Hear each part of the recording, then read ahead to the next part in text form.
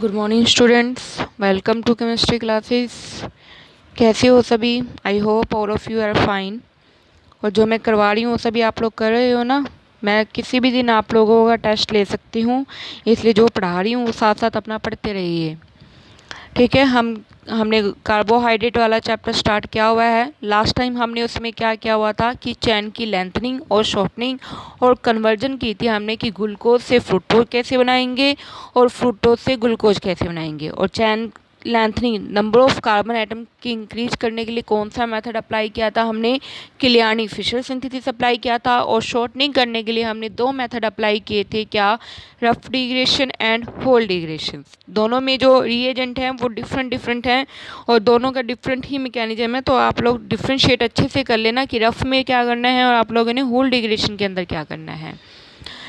Today we discuss about the configuration of monosaccharide वाला topic होगा आपकी बुक में। 1.9 है, ऑर्गेनिक प्रदीप वाली जो बुक है उसके अकॉर्डिंग 1.9 टॉपिक है कन्फिगरेशन ऑफ मोनोसैकेराइड्स। ठीक है। कन्फिगरेशन ऑफ मोनोसैकेराइड का मतलब क्या है कि जितने भी हमारे पास ये मोनोसैकेराइड आए हैं उसकी कन्फिगरेशन जो हमने साइन की है वो किसके रेफरेंस के बेस पे की है। ठीक है। Configuration of monosaccharides.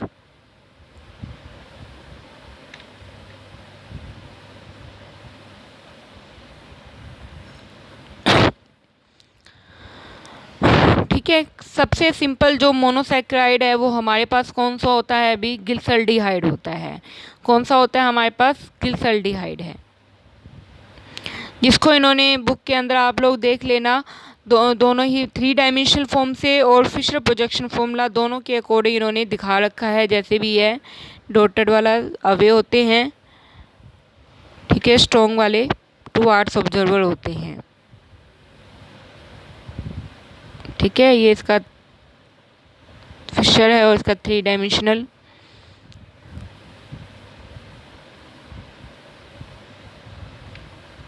ये चीज़ बनाई हुई है। ठीक है। सेम एक और बनाई हुई है जिसमें ओ एच क्या है? लेफ्ट साइड पे है और एच क्या है? राइट साइड पे है।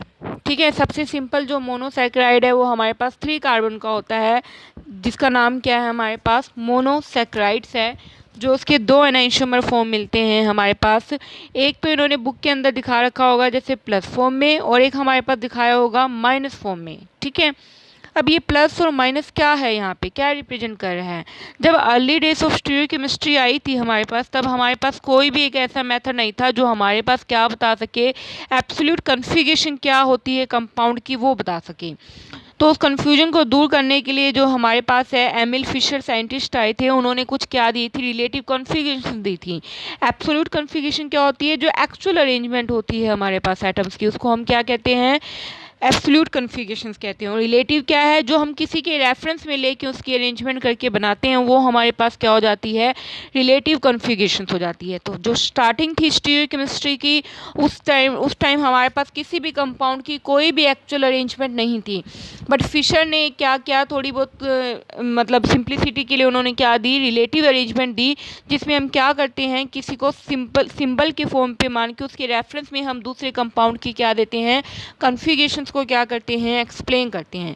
तो उसने जो हमारे पास रेफरेंस के लिए लिया वो उसने क्या लिया था? हमारे पास मोनोसैकेराइड्स में सबसे सिंपल फॉर्म ली थी किसकी? ग्लिसरॉल्डिहाइड को उसने क्या किया? रेफरेंस में लेके चला और उसके अकॉर्डिंग उसने दो एनाइंशोमर्स बनाए हमारे पास। एक को उसने नाम दे दिया डी और एक को उसने नाम दे दिया एल।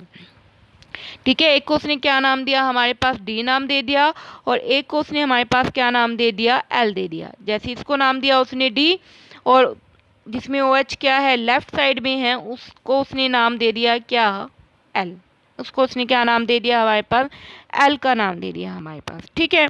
अब डी और एल, वैसे हम इसको पता ही है आपको क्या कहते हैं? This is dextrorotatory and this is लीवोरोटेटरी।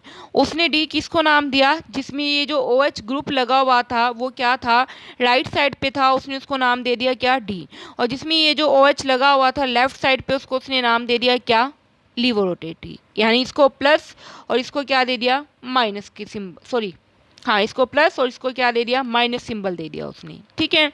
Later on further क्या हुई हमारे पास? डिस्कवरी हुई मीन्स क्या है, जब इसने इसको असाइन कर लिया तो जो बाकी कंपाउंड्स की जो कन्फिगरेशन थी उसने इसी के बेस पे उन सब की क्या कर दी, कन्फिगरेशंस पॉइंट आउट कर दी। ठीक है, यानी कि जो भी कंपाउंड जिसमें OH राइट साइड पे होगा वो डी में आ जाएंगे, जिसमें OH क्या है लेफ्ट साइड में होगा वो सारे किस में आ जाएंगे, एल के अंदर आ जाएंगे। ये रिलेटिव थी, but later on further experiment हुए तो हमारे पास बिजवर्ट जो एक साइंटिस्ट आए उन्होंने क्या कहा कि जो ये फिशर ने जो कन्फिगरेशन दी थी रिलेटिव फॉर्म में वो क्या थी, एक्चुअल में सही थी। यानी कि वो जो कन्फिगरेशन ये दी गई थी पहले एक इमेजिनेशन करके, वो लेटर ऑन क्या हुई, सही प्रूफ हुई हमारे पास। और ये प्रूफ कर दिया गया कि जितने भी जो कंपाउंड हैं वो सारे किससे ड्राइव होते हैं हमारे पास, ये सिंपल ग्लिसरॉल्डिहाइड मोनोसैकेराइड से क्या होते हैं, ड्राइव होते हैं। जिसमें OH राइट साइड पे आएगा वो सारे डी में आ जाएंगे, जिसमें OH लेफ्ट साइड में आएगा वो सारे किस में आ जाएंगे, हमारे पास एल के अंदर आ जाएंगे। बट ये यहाँ पे ये तो सिंपल एक कायरल कार्बन के लिए था, इसमें एक ही कायरल कार्बन मिल रहा है। जहाँ पे हमारे पास क्या आ जाए, एक से ज़्यादा कायरल कार्बन आ जाए तब उसके लिए नेमिंग हम कैसे करते हैं, तो उसके लिए जो नेमिंग की जाती है वो किसके अकॉर्डिंग की जाती है, पेनल्टीमेट कार्बन के अकॉर्डिंग हम करते हैं। किसके अकॉर्डिंग करते हैं हम, इसमें पेनल्टीमेट कार्बन के अकॉर्डिंग क्या की जाती है, उसमें हमारे पास नेमिंग की जाती है। पेनल्टीमेट कार्बन क्या होता है, लास्ट से जो सेकंड लास्ट होता है उसको हम क्या कहते हैं, पेनल्टीमेट कार्बन कहते हैं। फॉर एग्जांपल आप देख सकते हो जैसे कि ग्लूकोज था, ग्लूकोज भी ये स्ट्रक्चर बनती थी हमारे पास।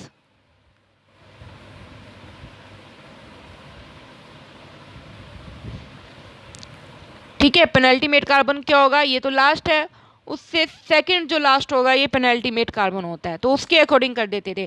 उस पेनल्टीमेट कार्बन में अगर OH क्या है राइट साइड पे है तो वो डी में जाएगा, अगर वो लेफ्ट साइड में है तो वो किस में चला जाएगा, एल में चला जाएगा हमारे पास। ठीक है, समझ आ गई बात। तो ये सारी क्या है, कन्फिगरेशन ली गई है सभी मोनोसैकेराइड्स की, जो कहाँ से ड्राइव की गई है, सिंपल ग्लिसरॉल्डिहाइड से क्या की गई है, हमारे पास ड्राइव की गई है।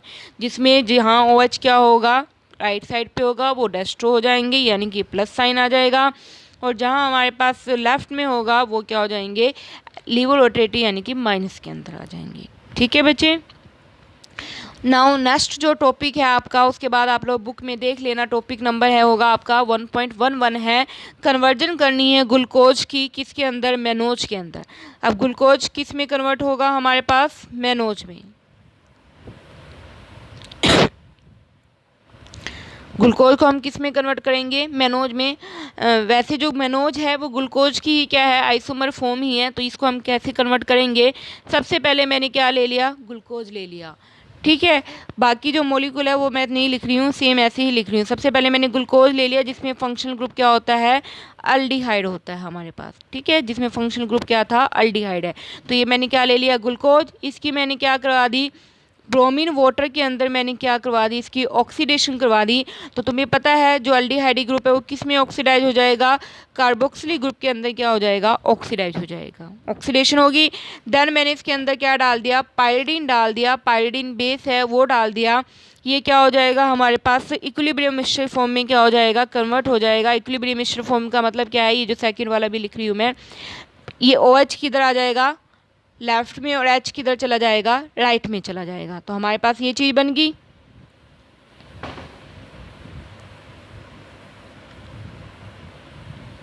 बाकी सेम, जब मैंने स्टार्टिंग ली थी ग्लूकोज वाला तो उसमें OH इधर था, अब ये चीज़ बन गई हमारे पास। ठीक है, नाउ मैंने क्या कर दिया, दोनों आइसोमर फॉर्म बन गई, इक्विलिब्रियम मिक्सचर मैंने सेपरेट कर दिया, हमें तो ये फॉर्म चाहिए, मैंने ये पिक कर ली। उसके बाद क्या किया, इस मिक्सचर को मैंने क्या कर दिया, हीट कर दिया। फिर से वही फर्स्ट और 4 कार्बन से क्या होगा, वाटर का लॉस हो जाएगा और एस्टर बन जाएंगे, और फिर से हम क्या कर देंगे, रिडक्शन, तो हमारे पास क्या बन जाएंगे भी, मेनोज बन जाएंगे। ठीक है, समझ आ गई ना बात, सबसे सिंपल सा है। इसमें हम क्या करें हैं, ग्लूकोज को क्या करें हैं, मेनोज के अंदर क्या करें हैं, हम कन्वर्ट करें हैं। ठीक है बच्चे, देन है हमारे पास नेक्स्ट टॉपिक है हमारे पास क्या, limitation of open chain. Open चैन मतलब समझ लो कि इसमें हमारे पास जो ग्लूकोज है वो हम क्या लिख रहे हैं, इस तरीके से ओपन चैन में लिख रहे हैं ना, ये सारा चाहे इस तरीके से लिख लो चाहे इस तरीके से भी जब हम लिख रहे हैं तो वो भी ओपन चैन के अंदर ही आ रहा है। ओपन चेन का मतलब क्या है कि साइक्लिक फॉर्म के अंदर शो नहीं किया, अभी तक हमने जो भी एक्शन किए हैं वो विदाउट साइक्लिक फॉर्म के अंदर हमने की है। बट इस जो ये ओपन चैन है हमारे पास, इसकी क्या आई हैं, कुछ लिमिटेशंस आई हैं। वो लिमिटेशंस क्या हैं, सबसे पहली जो लिमिटेशन है वो क्या, कि जो सिंपल जैसे हमारे पास हमने बात की है ना, ग्लूकोज के अंदर जो ग्रुप मिलता है वो कौन सा मिलता है, अल्डिहाइड ग्रुप मिल रहा है।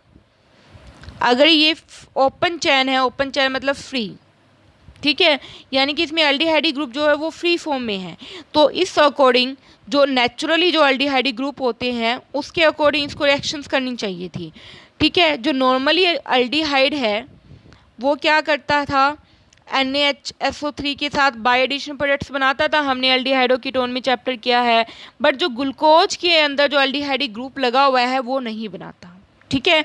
तो ये लिमिटेशन हुई, क्योंकि अगर वो सिंपल एल्डिहाइडिक ग्रुप ही होता उसमें ओपन फॉर्म के अंदर ही अगर उसमें एल्डिहाइडिक होता तो NaHSO3 के साथ रिएक्शन करके एडिट्स बनाता, बट वो नहीं बना रहा, तो उसकी क्या हुई, लिमिटेशन हुई। सेकंड जो लिमिटेशन है वो क्या है कि क्या कर रहा है, जो ग्लूकोज है वो हाइड्रोक्साइलामीन के साथ तो क्या कर रहा है, रिएक्ट करके ऑक्जाइम्स बना रहा है, क्या बना रहा है वो, ऑक्जाइम्स, ठीक है। बट जब हम ग्लूकोज की क्या करवाते हैं, एस्टर फॉर्म में कन्वर्ट करते हैं उसको एसीटेट फॉर्म में, तब जब उसको मैं हाइड्रोक्साइलामीन के साथ रिएक्शन करवाती हूँ तो वो नहीं करता, जबकि जो नॉर्मली एल्डिहाइडिक ग्रुप है वो करता है, तो ये भी इसकी क्या हुई, लिमिटेशन हुई। थर्ड जो लिमिटेशन है क्या, जो नॉर्मली एल्डिहाइड कीटोन है उसकी कोई आइसोमर फॉर्म नहीं मिलती, कोई अल्फा या बीटा फॉर्म नहीं मिलती, बट जो ये ग्लूकोज के अंदर जो हमारे पास एल्डिहाइडिक ग्रुप मिल रहा है वो दो आइसोमर फॉर्म शो करता है, एक होता है अल्फा डी ग्लूकोज और एक होता है हमारे पास बीटा डी ग्लूकोज, ठीक है, हाइड्रोलिसिस फॉर्म में। अल्फा का मतलब क्या होगा, उसमें जो भी ग्रुप लगा होगा हाइड्रोलिसिस करने के बाद वो जो एल्डिहाइडिक ग्रुप है वो किस में हो जाता है, OH ग्रुप में कन्वर्ट हो जाता है, ठीक है।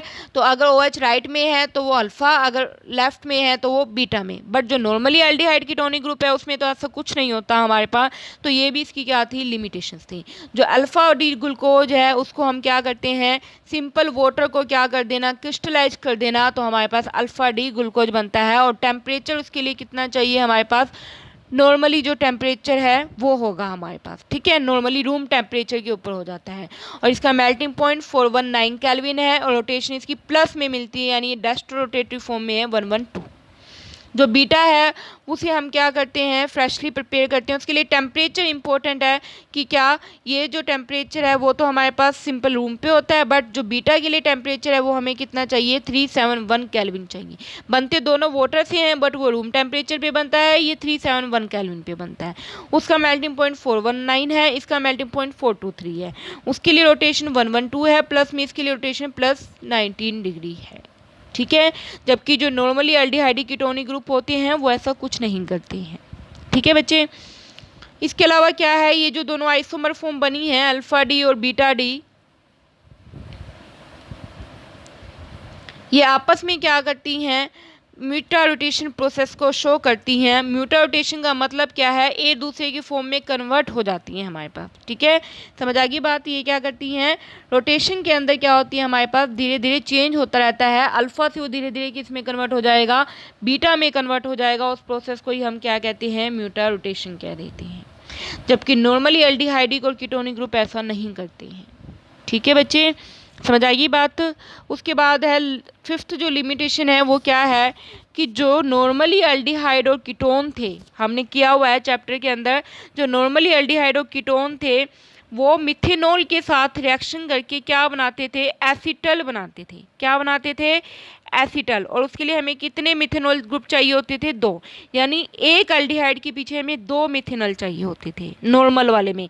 बट जो ग्लूकोज के अंदर जो हमारे पास एल्डिहाइडिक ग्रुप लगा हुआ है वो एक मिथेनॉल के साथ ही रिएक्ट करता है, और वो एसीटल बनाने की बजाय क्या बनाते हैं, ग्लूकोसाइड्स बनाते हैं, ईथर बनाते हैं, जो दोनों में क्या कर रहा है, डिफरेंस क्रिएट कर रहा है कि जो नॉर्मल एल्डिहाइड कीटोन है वो एक के पीछे 2 मिथेनॉल के साथ रिएक्ट करके एसीटल बनाते हैं, जबकि ग्लूकोज के अंदर जो एल्डिहाइड है वो ऐसा नहीं करता है। तो ये दोनों की क्या थी, डिफ्रेंशिएशन थी। लास्ट जो इसकी लिमिटेशन है वो क्या कि जो यूवी स्पेक्ट्रम है ग्लूकोज का उसमें एल्डिहाइडिक ग्रुप शो ही नहीं होता। हमने कहा है ना, किसी भी ऑर्गेनिक कंपाउंड को अगर हम करते हैं स्टडी तो उसका स्पेक्ट्रा स्टडी किया जाता है, और जब हमने इसका स्पेक्ट्रा बनाया तो उसमें हमें एल्डिहाइडिक के लिए कोई पीक ही नहीं शो हुई, पीक ही नहीं मिली, तो इसका मतलब ये साफ है कि इसके अंदर फ्रीली क्या नहीं मिल रहा, कोई भी एल्डिहाइडिक ग्रुप नहीं मिल रहा है, ठीक है। तो ये इसकी सारी क्या थी, लिमिटेशंस थी। इंपॉर्टेंट है लिमिटेशंस, सारी अच्छे से याद कर लेना, जिसमें म्यूटा रोटेशन वाली अलग से भी आ जा सकती है कि एक्सप्लेन द म्यूटा रोटेशन प्रोसेस,